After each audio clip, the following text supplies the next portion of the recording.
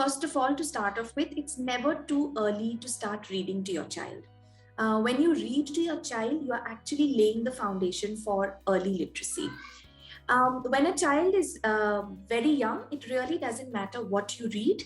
It is just you are exposing them to the language. So even if it's a pamphlet or a magazine or a newspaper article that you're reading out to them when they're really tiny, it doesn't matter, but they get to hear your sound.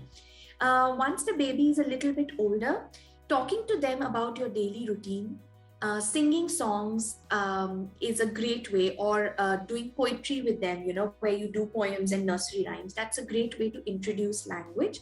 And then moving on to proper books where you develop some kind of reading habit where you are reading to the child.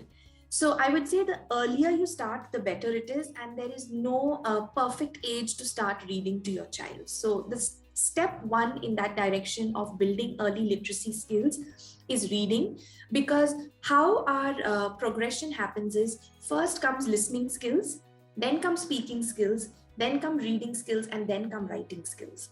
So as a parent, if you can take care of the first two, which is listening and speaking, you're already laying the foundation for the reading skills.